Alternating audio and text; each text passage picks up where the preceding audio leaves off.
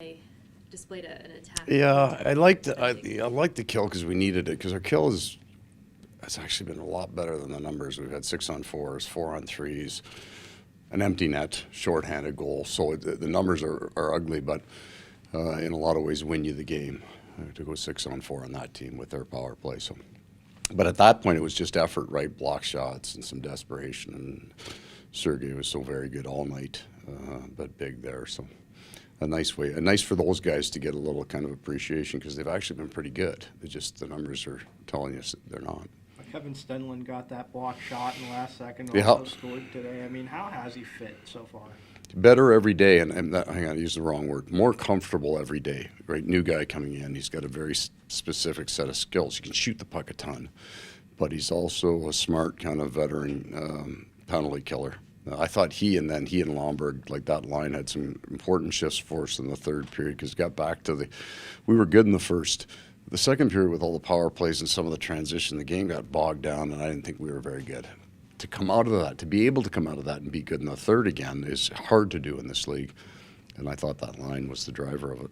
In terms of culture and setting a new standard this year, what does it mean to have the kind of blocks you guys have there at the end, just 4 games into the season? Right, we've got 25 here tonight, and that's one of those things that builds, right? So the bench loves that as much as a big hit, right? And something that we need it. We don't have a lot of forwards that kind of came into the league as shot blockers, so it's all on effort. And Reinhardt is another guy that's willing to do that. So it was good. It was a good part of the game for us. Paul, what's it say that with 78 games to go, a guy like Matthews in there after the game and says that's a big 2 points, because you never know where that 1 point's going to come from at the end of the year. The fact that mindset's already well, it's huge, and it's not. You will always have adversity, so you're always going to have 2 or 3 guys out of your lineup.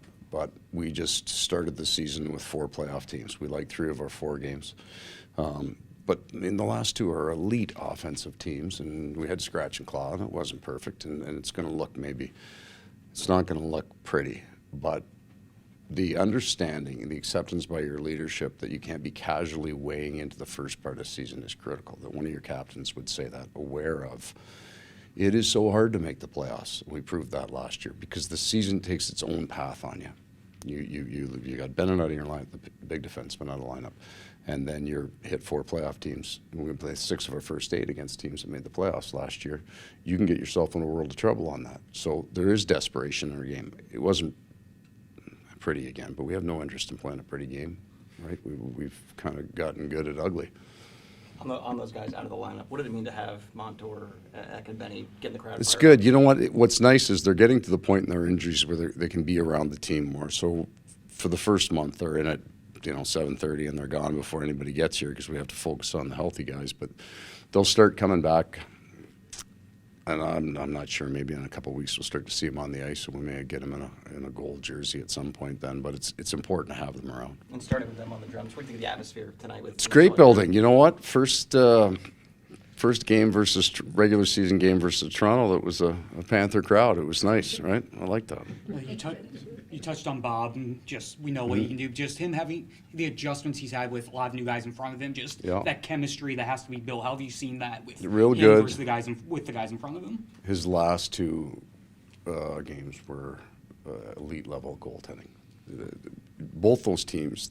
I think there's probably about 4 or 5 teams that have. You think of Edmonton with the 2 big fellas that they've got there. New Jersey for sure, Toronto for sure, that have this kind of skill level that's might be a little different than everybody else's. The goaltender's going to have to be good. Those guys pick corners from a long way out, and he was just kind of, I think, for a veteran goaltender, he understands that and needed to kind of step his game up. Not that he wasn't playing well, just that you'd have to be better than average to beat that team, and he was very good. Thanks, Paul. Thank you. Okay, guys. Thank you, Paul.